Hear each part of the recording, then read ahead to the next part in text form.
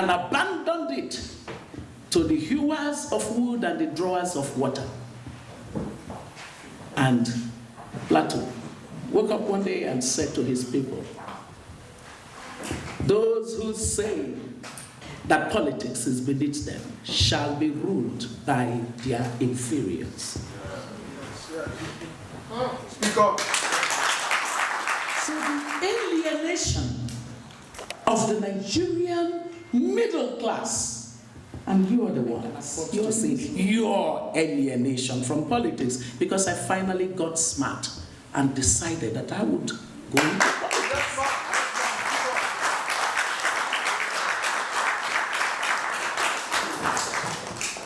This detachment of the Nigerian middle class from the political process has meant that we have been a society where the worst amongst us govern the best amongst us. Speak on, man. You are in the land of football. You know everything about the league series, right? The Premier League, the champions.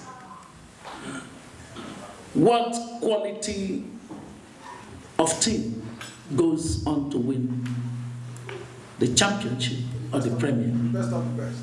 The best of the best. If Nigeria were a football team,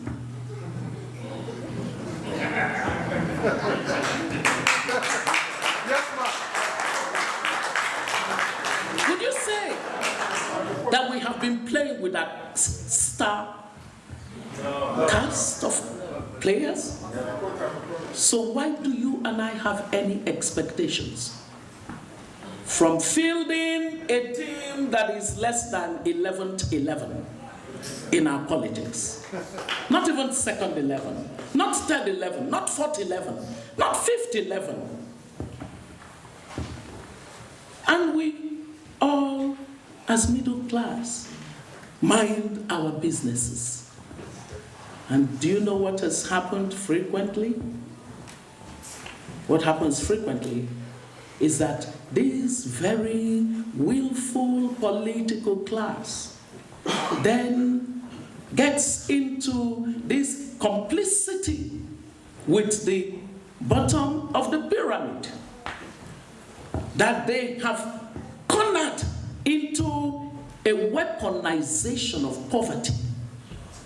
And in complicity, the two ends create the outcome that we see. Intergenerational dynasty of poverty, where the great-grandfather was poor and the grandfather was poor, and the father inherited poverty, and the son is waiting to get his inheritance into poverty, and the grandson of poverty. While all this is going on, there's a missing middle. This is beneath it. Beyond 2019 is only so for those who do a lot of talking without acting. And that's all of you.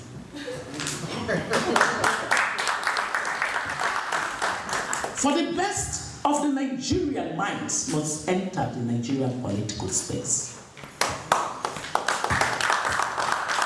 It should not be, and I'm not here to castigate you. I'm simply trying to get you to a place.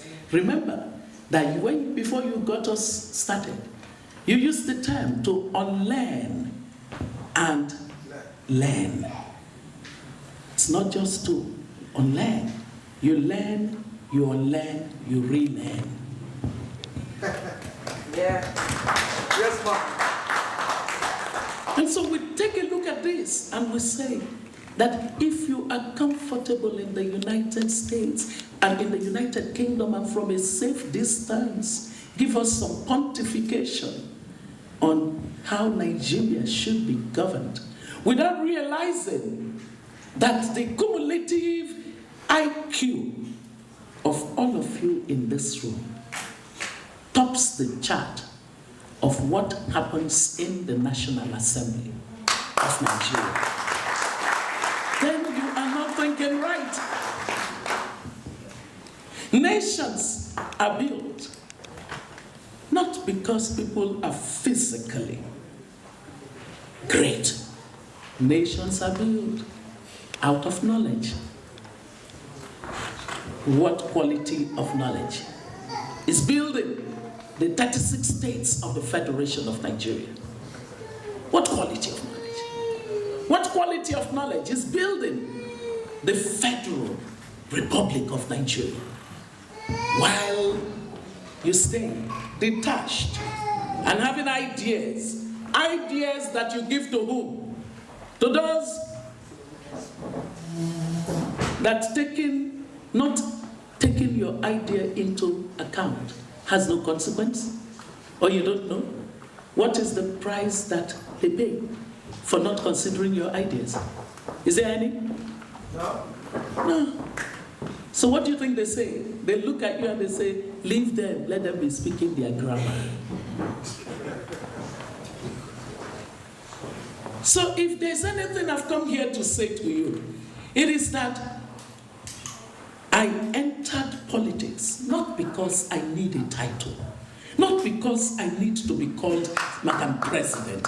I entered politics because I got fed up of watching Nigeria's condition deteriorate to the point where we have become an eyesore to the world.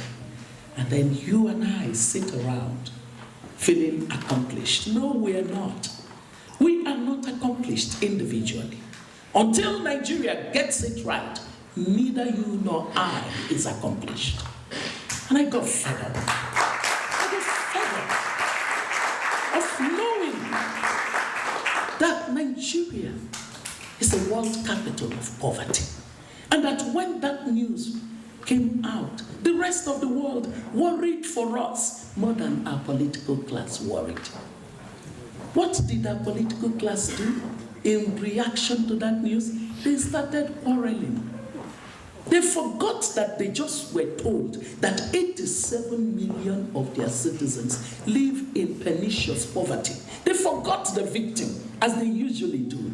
And what do you think they were doing? They were trying to prove that it was not me. No, it was you. No, it was you. No, it was not me. The victim was not spoken of. Why were they quarreling? Because the quarrel is the basis upon which they capture or retain political power. Yes. And this is a political class for whom power is an end in itself. I got tired of sitting and watching this happen. And so, much as I detest politics, I decided that this is the time to go into this field, not to make a statement, but to give it the best shot possible. Because I am not running to make a statement. I am running to win.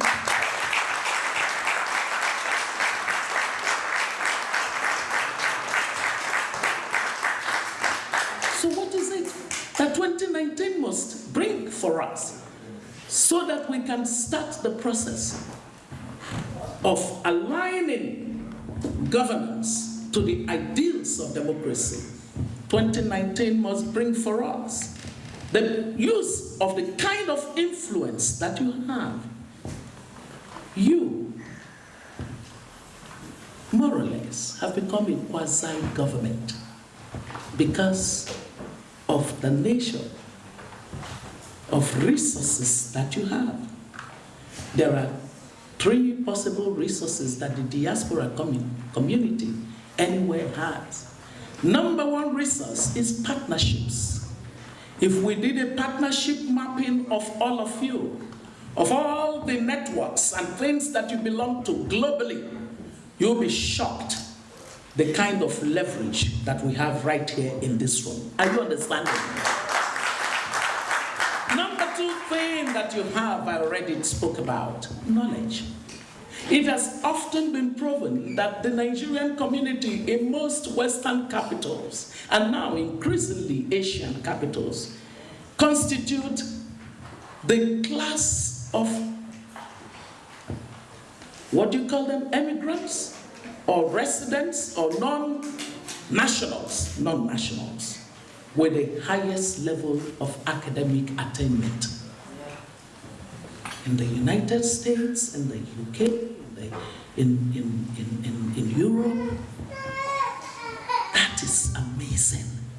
Imagine the knowledge capital that amounts to. Number 3, the financial power that you have. More than $20 billion in remittances. As a matter of fact, were it not for some of you, there are communities at home that would have no economic well-being.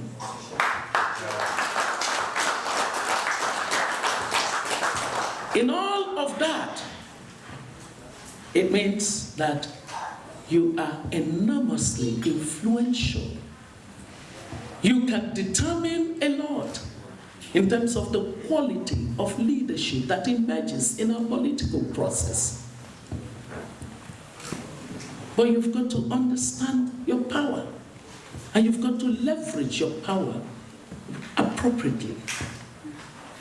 So that beyond 2019 needs to be a conversation on what quality of leadership can give Nigeria a new direction.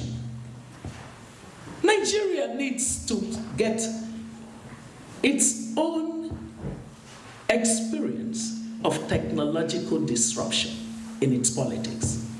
It is time for there to be a political disruption that enables the country to depart from the status quo political ways, where politics is the pathway to great wealth. We must change that. It must become that the basis of readiness to govern Nigeria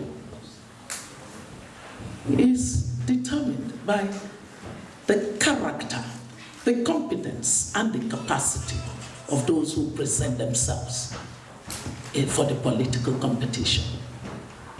All of the conversations as to where is the individual from, is the individual, do they have a long hair or they have a short hair? Do they come from what language? All of those have proven not to matter in the development outcomes that have been recorded in our country. Am I correct? Has it mattered? No. Let me tell you, the political class is wily. When they gather at the altar of the distribution of the spoils of power, as they call it, they don't remember their language. They don't remember their religion. They don't remember the region they are from. They don't even remember that they have you as brothers and sisters. They only remember that they are in common bond to distribute the spoils of power. It is time to end that. Politics cannot be the pathway to wealth. No society that has developed had political class that saw politics as the basis for riches. That must be over. That's what Beyond 2019 must be about. It cannot be about who governs. It should be about what thought governs. What quality of thought is going to govern Nigeria from 2019? It is when that kind of a conversation is had that we begin to say, what's the character, what's the competence, what's the capacity on offer? And if people do not satisfy the threshold of what we believe would help us build a nation, then we must say, we make a break from you. You're not what we need. Why it is absolutely important for us not to miss this opportunity of changing the quality of thought that governs our country is that Nigeria is now number 14 most fragile country according to the Fragility Index measurement of the countries of the world. Number 14 most fragile country. That's a dangerous neighborhood to be in. So those who think that we have until 2023 to make things okay, you have a long think coming. You don't have 4 months.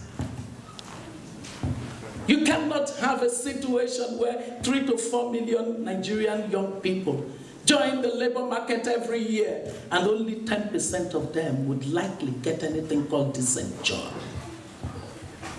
You cannot have a colony of unemployed young people with no economic prospects ahead of them and think that you're going to just continue to manage. You don't have time, Nigeria. Beyond 2019 must be about the quality of thought that would immediately realign the powers of the private sector from that of government.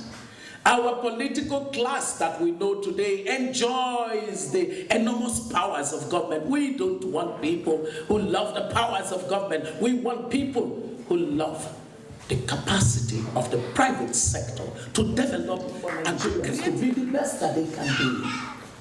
We need a nation where the thought allows, because as I stand here and as I end my speech, it took a certain gentleman in America known as J.F. Kennedy to wake up one morning and to say to the people of America, we shall go to the moon.